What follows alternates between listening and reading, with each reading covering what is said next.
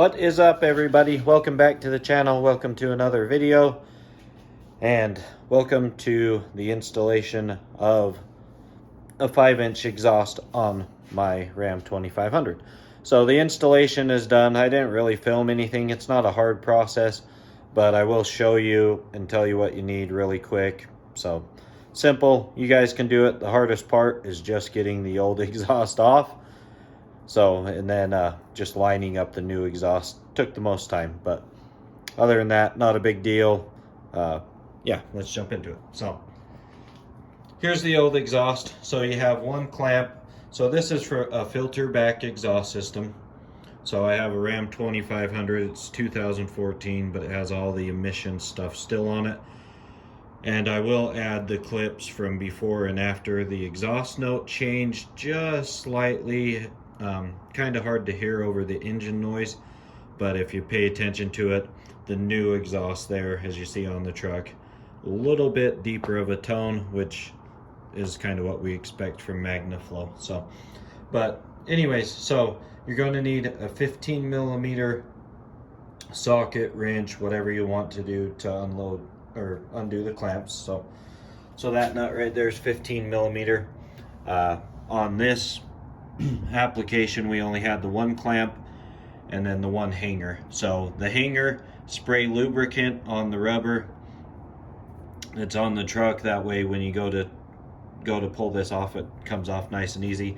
I did have to use a crowbar and pry those off. So you'll want a crowbar, the 15 millimeter, and then I used a impact gun.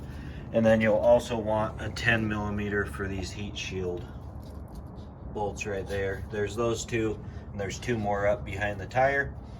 So what you're going to do first and foremost is drop the tire.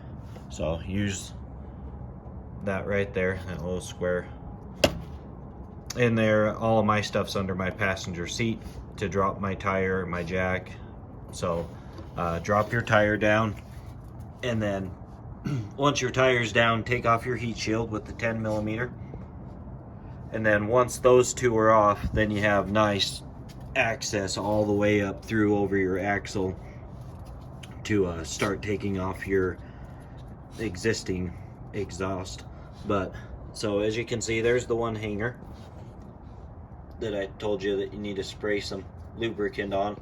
So it's just that bottom pin right there is the one that's going to slide out, and then you'll put the new one in. So you can see the new hanger back in there.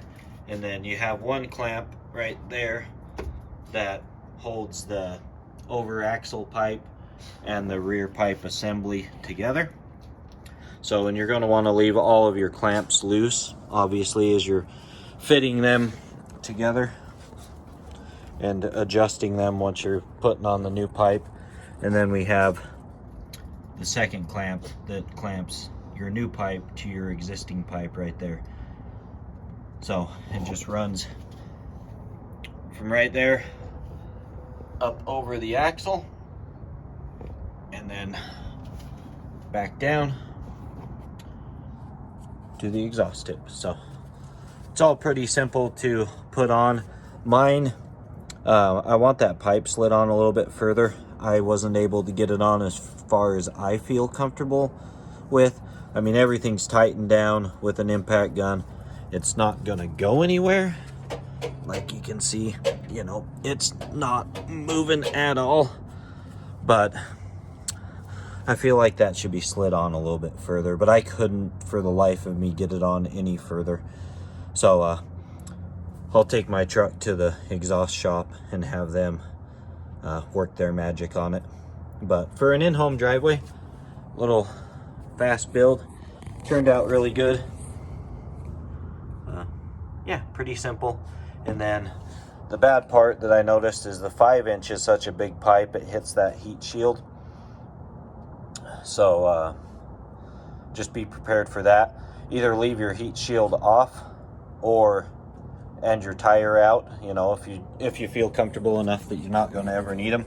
I highly doubt I'm going to need them, but you never know. You could blow a tire pretty easy. But you can get everything back in.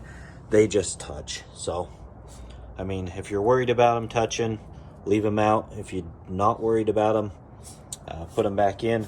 Just make sure.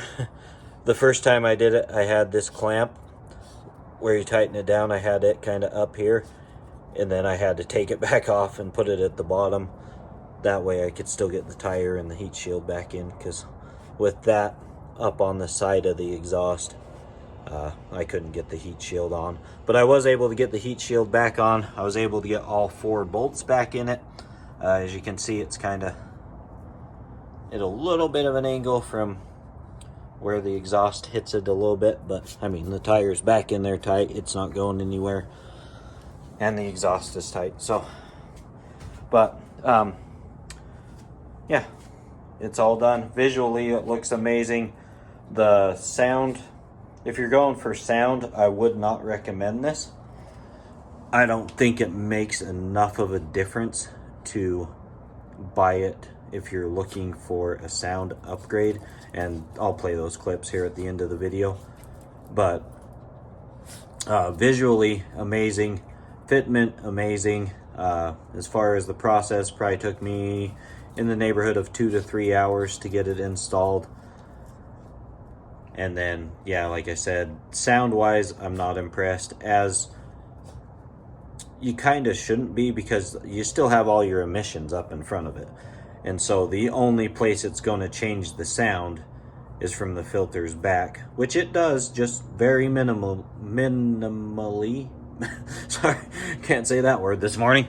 But yeah, it did change it just a hair. So don't expect there to be some crazy sound increases, because it's not. So, but anyways, guys, enjoy the sound clips, and we will see you on the next video, which is the Edge Boost with Attitude, I think is what it's called, that I bought. So that will definitely upgrade the performance. So that video will be coming either tonight or tomorrow. I'm going to install it here in a minute. So thank you guys for watching. Please like, share, subscribe, and I will see you on the next video.